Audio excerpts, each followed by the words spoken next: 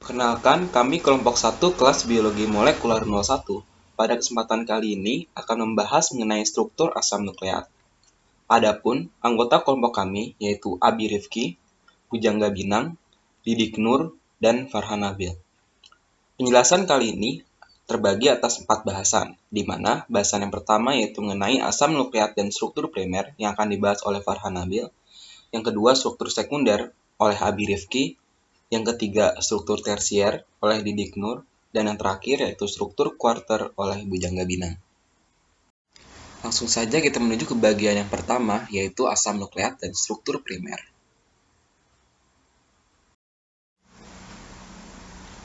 Asam nukleat pada dasarnya adalah biopolimer yang terbuat dari unit monomer yang dikenal sebagai nukleotida.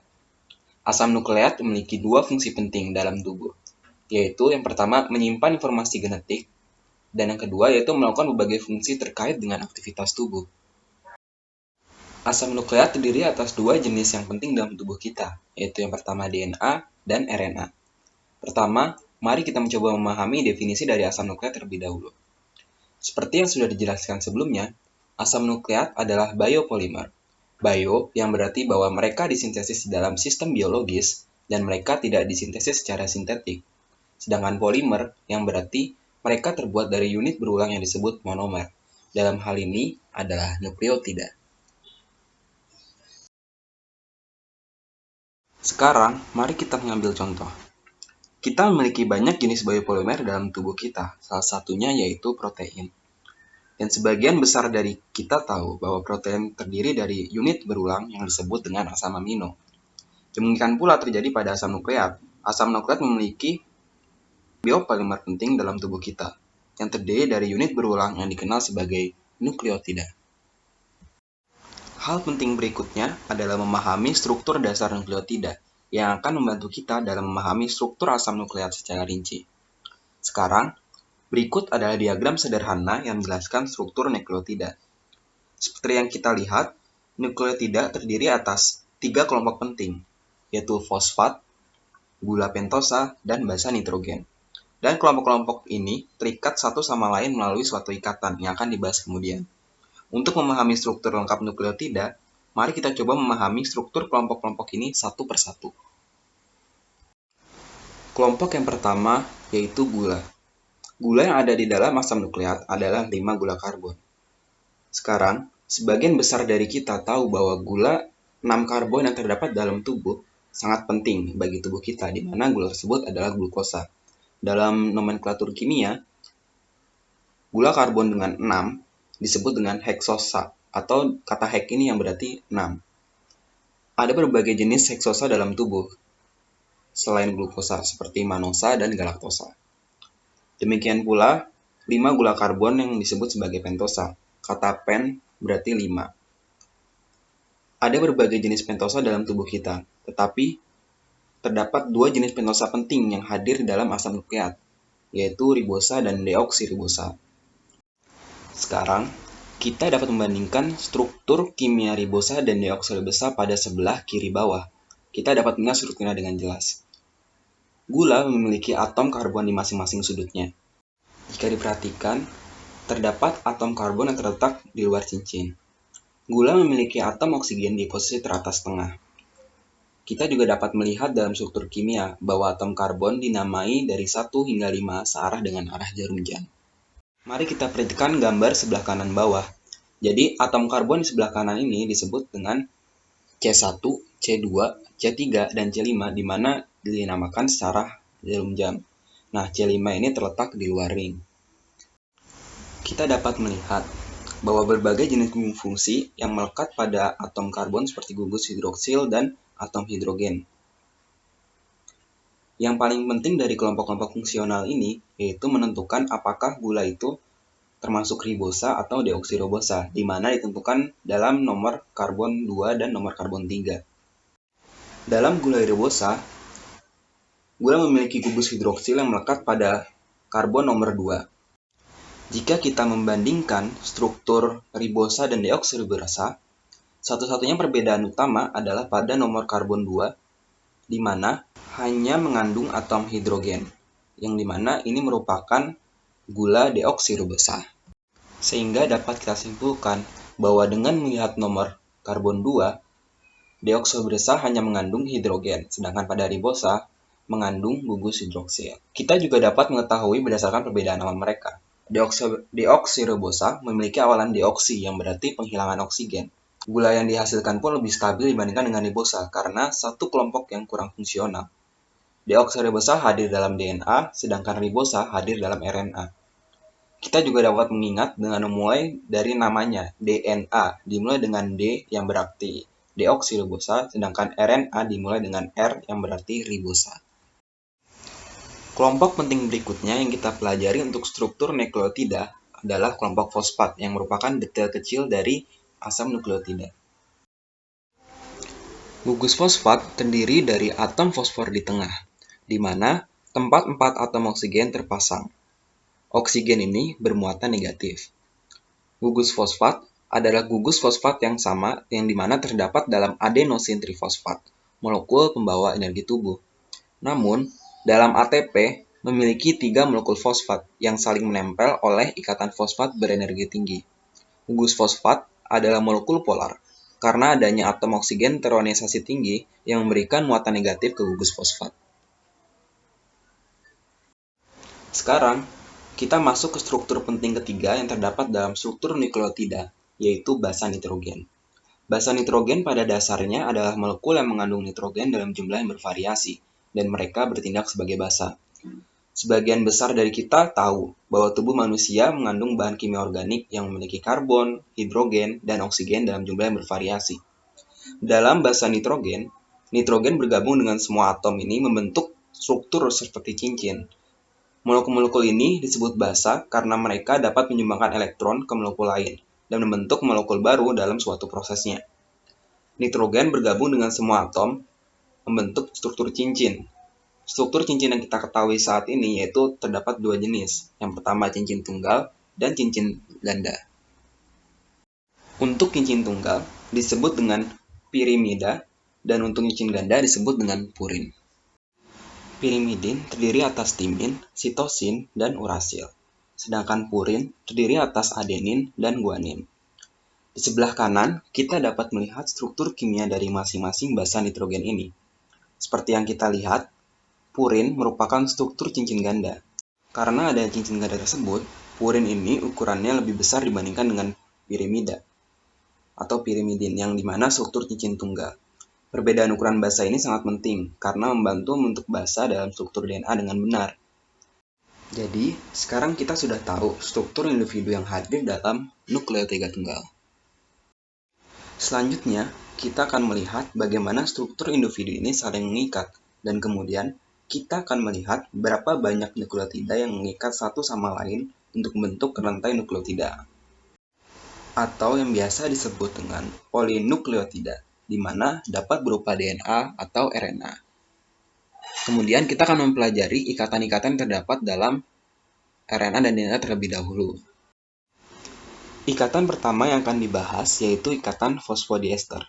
Ikatan fosfodiester adalah ikatan kovalen di mana gugus fosfat bergabung dengan karbon yang berdekatan melalui ikatan ester. Ikatan fosfodiester adalah hasil dari reaksi kondensasi antara kelompok hidroksil dari 2 kelompok gula dan kelompok fosfat.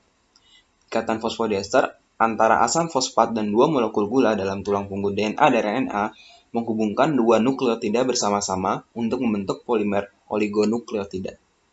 Ikatan fosfodiester menghubungkan karbon 3 dengan karbon 5 dalam DNA dan RNA.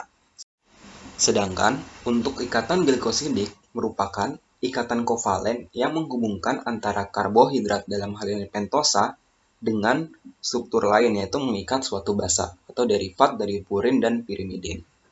Selanjutnya, berikut merupakan aturan pairing base pada DNA.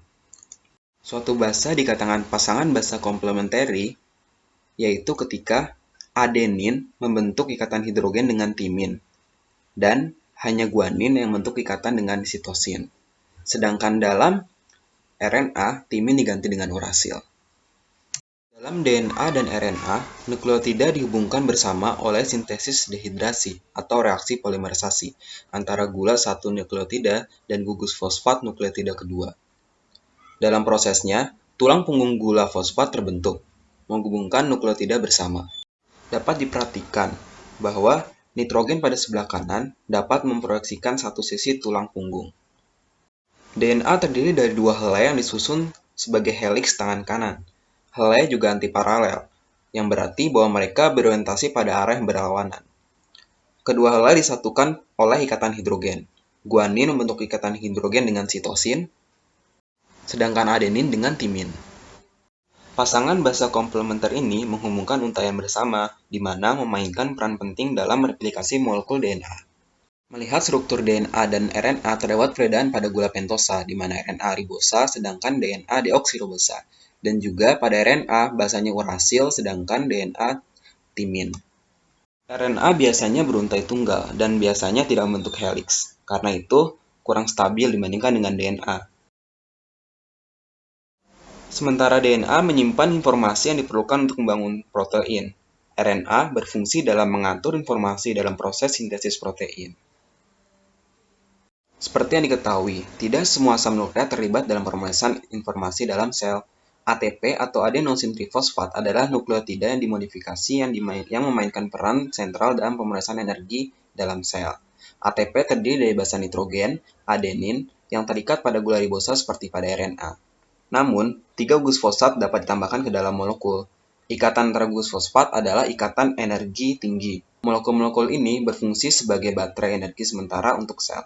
Ketika energi dibutuhkan, kelompok terminal fosfat dihilangkan, melepaskan energi dalam bentuk adenosin fosfat yang kemudian dapat diisi ulang oleh jalur energi sel. Perkenalkan, nama saya Abi Rifki Rafdi dari kelompok 1. Di sini saya akan menjelaskan mengenai struktur sekunder asam nukleat. Nah, bagaimana sih struktur sekunder asam nukleat itu? Nah, struktur sekunder asam nukleat itu adalah interaksi antara basa-basa nitrogen dan membentuk ikatan hidrogen. Nah, struktur ini menunjukkan bagian di mana helai terikat satu sama lain, itu nukleotida pada pasangan basa satu untai dengan nukleotida untai lainnya.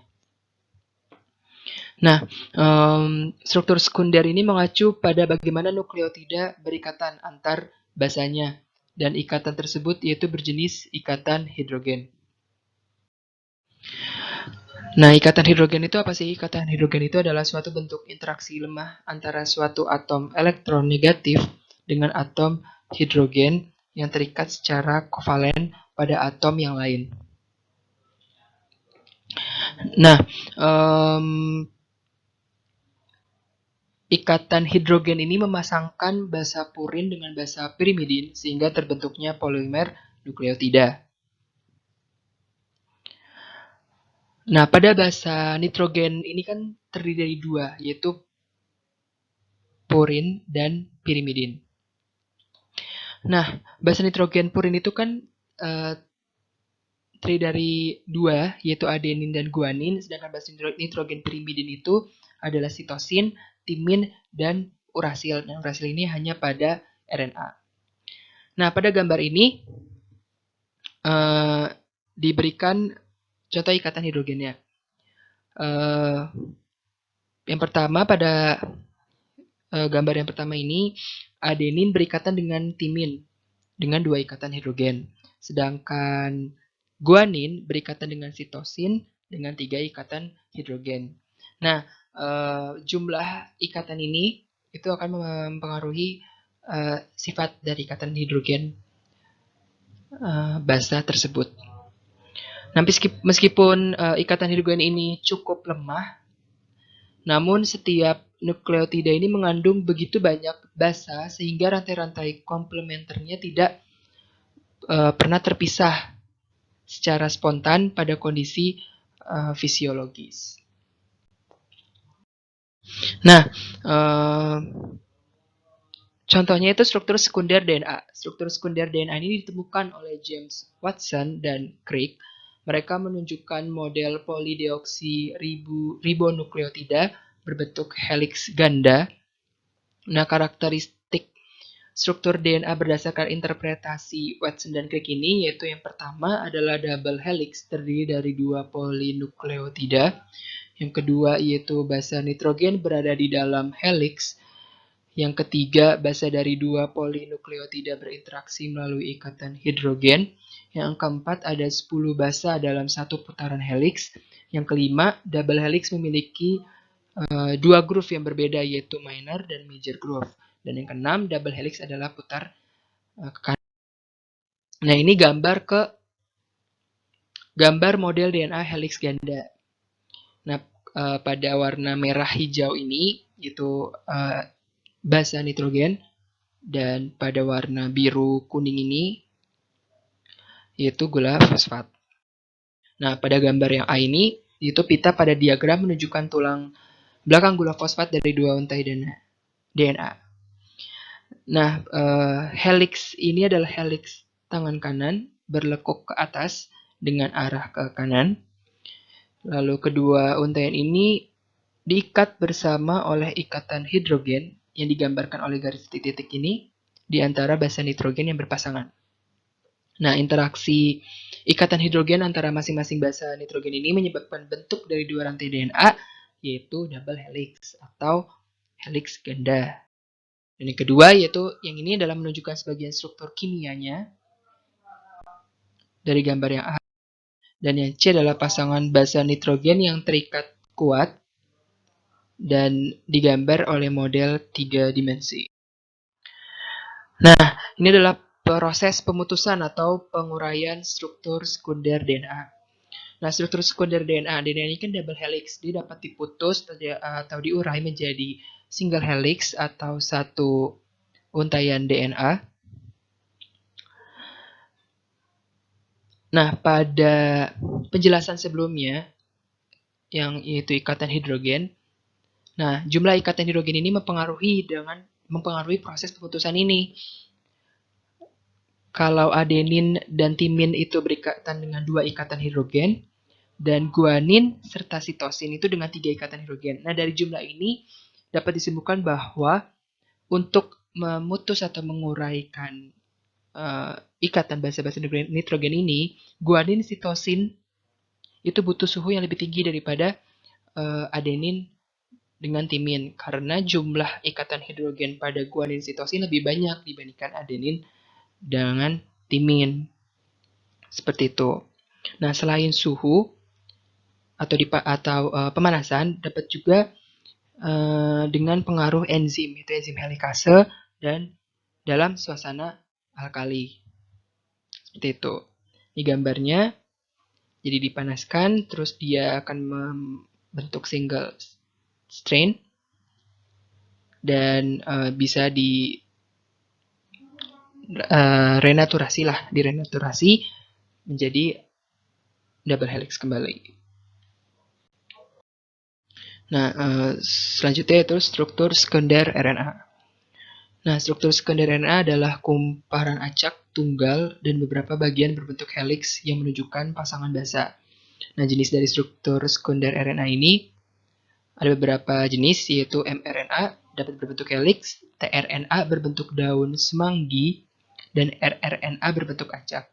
Nah, untuk tRNA ini urutannya menunjukkan struktur sekunder dari daun semanggi yang dibentuk oleh daerah basis antara bagian untai RNA. Nah, yang ditunjukkan ini adalah tRNA.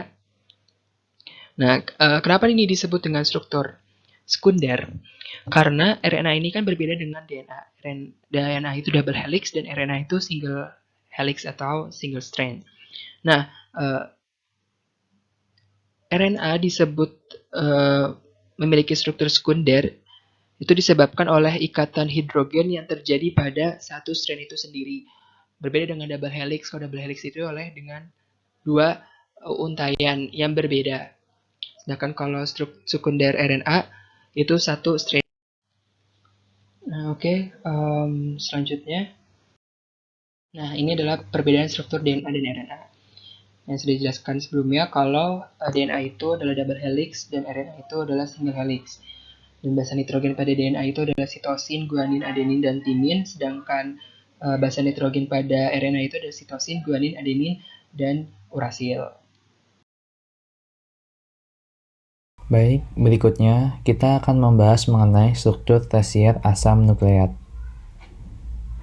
Jadi, struktur tersier asam nukleat adalah bentuk 3 dimensi di mana seluruh rantai dilipat. Nah, struktur tersier dibagi menjadi 4, yaitu tangan kiri dan tangan kanan, panjang pergantian helix, jumlah pasangan per giliran, perbedaan ukuran antara alur utama atau biasa sebut mayor dan minor. Nah, untuk tangan kiri dan tangan kanan ini, jadi ini adalah suatu molekul asimetris yang dianalogikan sebagai tangan. Antara tangan kanan dan tangan kiri yang saling berhadapan, itu bisa terlihat kemiripan atau kesamaan strukturnya. Contoh lainnya itu seperti stereoisomer atau isomer optik yang cekiralnya saling berhadapan. Lalu panjang pergantian helix itu dimiliki oleh molekul asimetris yang memiliki stereoisomer. Jadi yang mempengaruhi itu adalah sudut ikatan antar nukleotida yang menyebabkan asam nukleat membentuk suatu helix. Lalu jumlah pasangan pergiliran itu adalah ukuran lain atau bentuk dari helix asam nukleat tersebut. Lalu perbedaan ukuran atau mayor minor itu adalah jika alur utama atau mayor, dia memiliki jalur yang lebih lebar terbuka di antara dua untai asam nukleat. Sedangkan alur minor adalah jalur yang lebih sempit di antara dua untai asam nukleat tersebut. Nah, ukuran alur utama dan alur kecil ini dapat bervariasi tergantung pada faktor-faktor yang lingkungan yang mempengaruhinya. Nah, jadi yang mempengaruhi ikatan ini yaitu adalah ikatan hidrogen yang bisa mempengaruhi ukuran alur mayor atau minornya. Lalu selanjutnya DNA. Jadi DNA tersusun atas dua rantai polinukleotida yang terpelintir satu dengan lainnya, membentuk struktur double helix. Basa dalam DNA terdiri atas dua jenis, yaitu purin dan pirimidin. Nah, untuk basa purin ini pada DNA ini terdiri dari adenin dan guanin, sedangkan untuk pirimidin terdiri atas sitosin dan timin.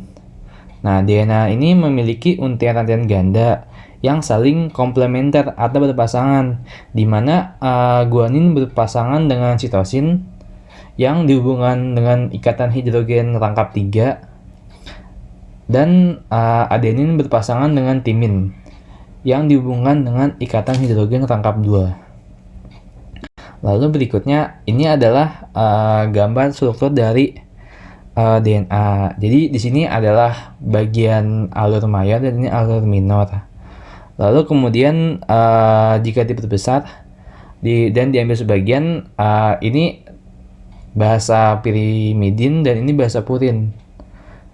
Nah, meskipun ikatan DNA adalah ikatan kovalen yang kuat, ikatan antara adenin dan timin dan guanin dengan sitosin termasuk dalam ikatan hidrogen yang lemah. Meskipun demikian, terdapat banyak ikatan hidrogen sepanjang pertengahan molekul tersebut yang memberi kestabilan yang cukup. Nah, basan hidrogen tersebut terhubung ke suatu gula deoksiribosa pada rantai punggung DNA-nya. Lalu RNA. Jadi tadi sebelumnya kita membahas DNA, selanjutnya kita membahas RNA. Jadi RNA ini merupakan polinukleotida dengan rantai untai tunggal. Nah, RNA ini tersusun atas ikatan antar basa nitrogen di dalamnya, dan bentuk struktural dari rantai ribonukleotida terdiri atas tonjolan dan rangkaian helix. Nah, jadi RNA ini merupakan hasil transkripsi dari suatu fragmen DNA. Berbeda dengan DNA yang umumnya dijumpai dalam inti sel, Kebanyakan RNA terdapat dalam sitoplasma, khususnya di dalam ribosom. Lalu berikutnya ini adalah gambar atau bisa dilihat perbedaan antara RNA dan DNA. Jadi di sini DNA itu dia memiliki double helix, sedangkan RNA memiliki untaian tunggal. Nah, secara umum DNA memiliki struktur helix ganda yang tersusun dari basis nitrogen, yaitu adenin, guanin, timin, dan sitosin. Nah, helix ganda tersebut tersusun dari dua utas pita polinukleotida yang saling terhubung oleh ikatan hidrogen. Nah, dan terbentuk antara dua basis nitrogen, purin pirimidin yang saling berpasangan. Saling berpasangan tersebut antara adenin dan timin dan sitosin dengan guanin. Lalu berikutnya RNA dibagi menjadi dua jenis, yaitu RNA genetik dan non-genetik. Nah, untuk yang pertama, RNA genetik ini memiliki fungsi yang sama dengan DNA, yaitu sebagai pembawa keterangan genetik atau pembawa kode-kode. Nah, RNA genetik ini hanya ditemukan pada makhluk hidup tertentu yang tidak memiliki DNA. Contohnya seperti virus. Nah, dalam hal ini fungsi RNA menjadi sama dengan DNA, baik sebagai materi genetik maupun dalam mengatur aktivasi sel. Lalu kemudian RNA non-genetik tidak berperan sebagai pembawa keterangan genetik, sehingga RNA ini hanya dimiliki oleh makhluk hidup yang juga memiliki DNA. Jadi berdasarkan letak fungsinya, RNA genetik dibedakan menjadi 3, yaitu mRNA, tRNA, dan rRNA. Nah, berikutnya tRNA. Nah, tRNA ini merupakan RNA terpendek dan dapat bertindak sebagai penerjemah kodon dari mRNA. Nah, tRNA ini juga mengikat asam-asam amino di dalam sitoplasma yang akan disusun menjadi protein dan mengangkutnya ke ribosom.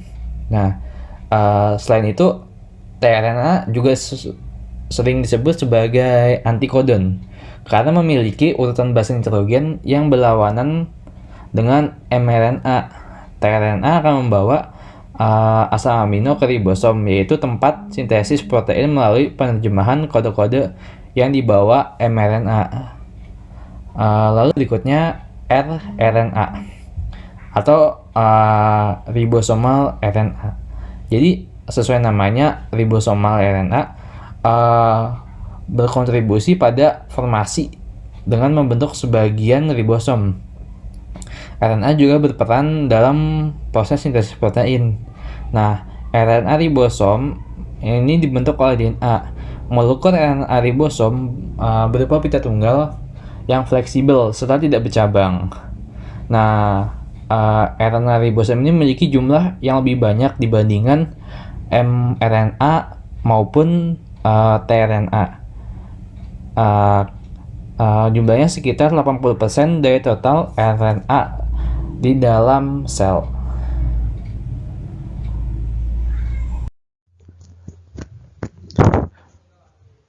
Perkenalkan, nama saya Bujangga Bintang Jalantara, Teknik Kimia 2018 dari kelompok 1. Pada kali ini saya akan membahas subbab yang kelima, yaitu struktur kuartener dari asam nukleat. Struktur kuartener dari asam nukleat sendiri ini membahas struktur yang mengacu pada interaksi antara asam nukleat dengan molekul lainnya. Contoh dari struktur kuartener asam nukleat adalah kromosom dan ribosom. Yang pertama adalah kromosom. Kromosom adalah struktur yang terletak di dalam sel atau nukleus yang terdiri dari DNA dan berbagai jenis protein. Bisa dilihat pada gambar pertama, merupakan proses pembentukan kromosom dari DNA. Pada gambar ini warna hijau di sini adalah DNA dan di sebelahnya ada histon. Histon sendiri adalah gabungan dari beberapa protein. Nantinya mereka akan berikatan dan lama-lama akan menghasilkan kromosom. Lalu yang kedua adalah ribosom. Ribosom merupakan molekul kompleks yang terbuat dari molekul RNA ribosom dan protein. Komposisi dari ribosom adalah 65% RNAR dan 35% protein ribosom. Ribosom ini letaknya biasanya tersuspensi di dalam sitosol atau terikat pada retikulum endoplasma kasar atau pada membran inti sel. Lalu yang akan pertama kali kita bahas adalah kromosom. Seperti yang sudah dijelaskan pada slide sebelumnya, kromosom terdiri dari interaksi antara protein dengan molekul DNA, dan kromosom ini menyimpan materi genetik dari suatu organisme yang diturunkan dari orang tuanya. Pada manusia, hewan, dan tumbuhan, sebagian besar kromosom tersusun berpasangan di dalam inti sel. Normalnya manusia memiliki 23 pasang kromosom di dalam tubuhnya. Lalu pada organisme berreproduksi secara seksual, jumlah kromosom dalam sel tubuh adalah diploid atau 2N, dan pada sel kelamin adalah haploid 1N. Lalu pada manusia, 22 pasang dari kromosom tadi adalah diploid, yang merupakan kromosom dalam sel tubuh, sedangkan satu pasangnya lagi adalah sel kelamin. Seperti terlihat pada gambar, yang berada dari nomor 1 sampai 22 ini adalah kromosom dalam sel tubuh, sedangkan yang X ini adalah sel kelamin. Dan kromosom dalam sel kelamin ini menentukan jenis kelamin dari organisme tersebut.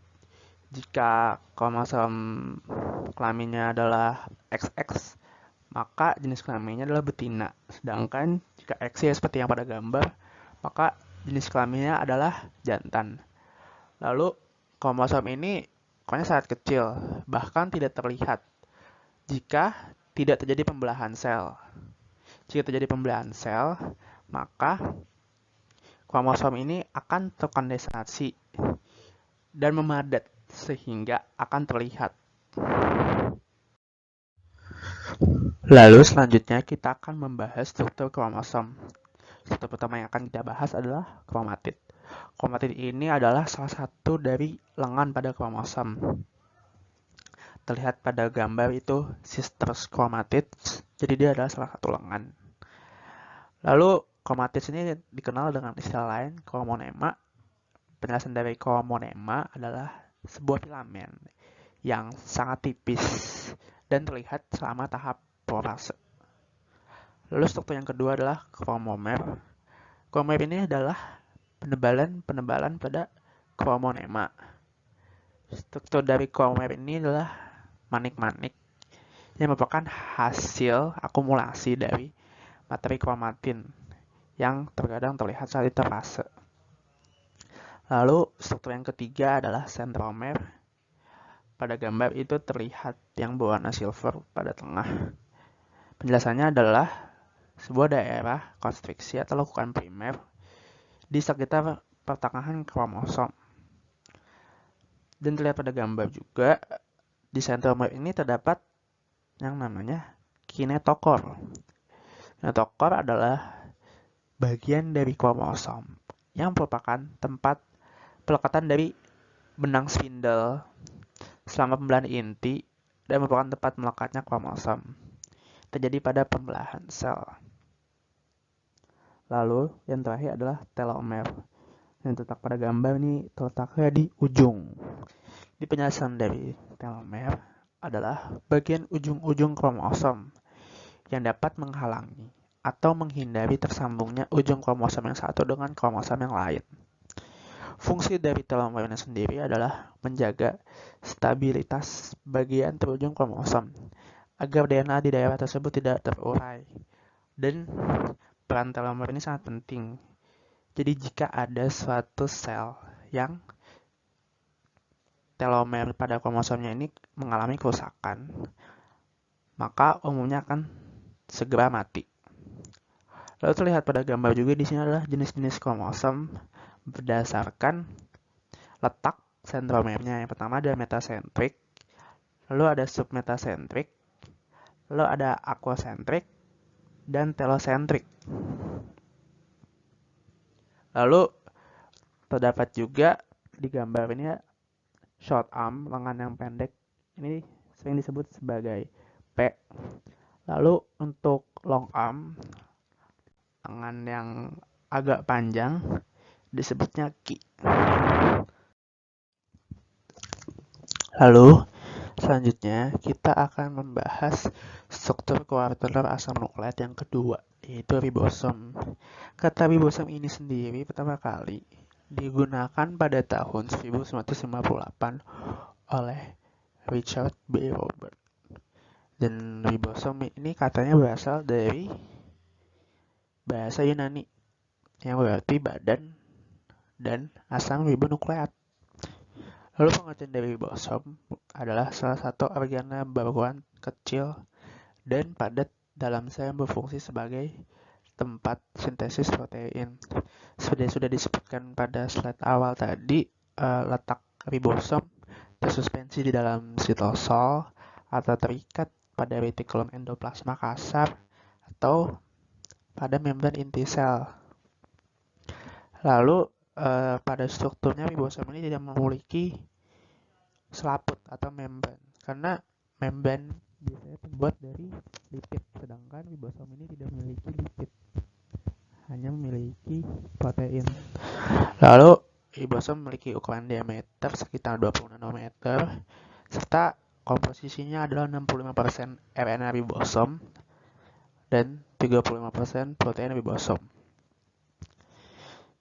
Tadi sudah disebutkan bahwa ribosom berfungsi sebagai tempat sintesis protein. Nah, fungsi ribosom pada sintesis protein adalah dengan menerjemahkan informasi genetik dari RNA menjadi protein. Dan tahapan sintesis protein yang terjadi pada ribosom ini namanya adalah translasi. Jadi awalnya nanti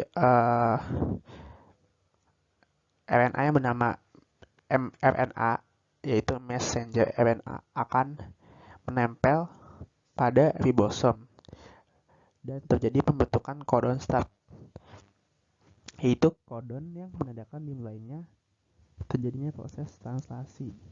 Kodon ini sendiri adalah seperti sebuah kode untuk asam amino. Lalu ribosom akan berjalan perlahan dan mulai menerjemahkan mRNA menjadi rantai polipeptida dengan bantuan tRNA.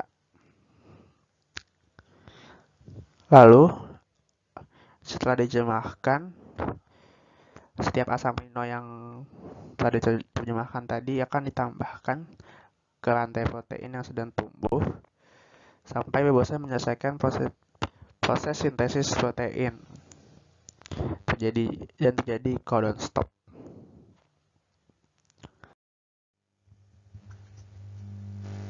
Lalu selanjutnya kita akan membahas struktur dari ribosom.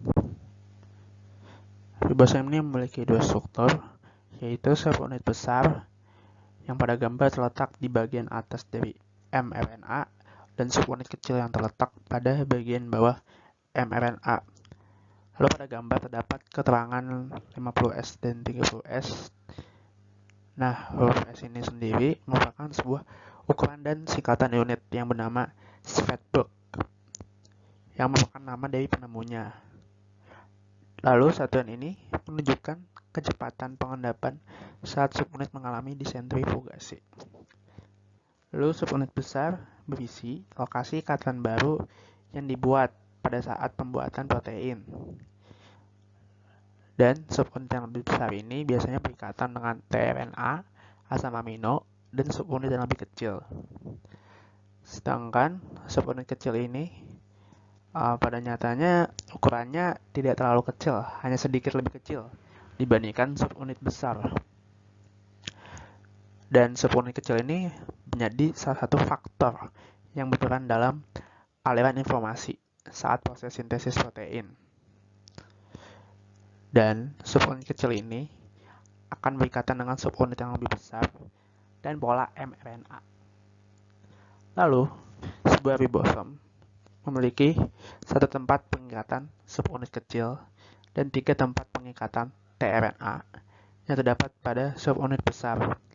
Selanjutnya kita akan membahas tempat pengikatan tRNA pada subunit besar. Yang pertama adalah tempat A, yang merupakan singkatan dari aminoasil.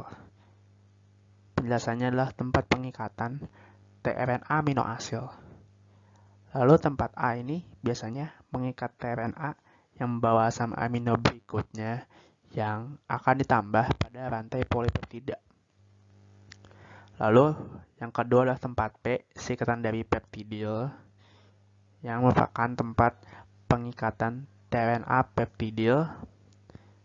Dan tempat P ini biasanya pengikat tRNA yang menempel pada rantai polipeptida yang sedang tumbuh. Lalu yang terakhir adalah tempat E, singkatan dari exit, yang merupakan tempat keluarnya tRNA yang tidak memiliki muatan.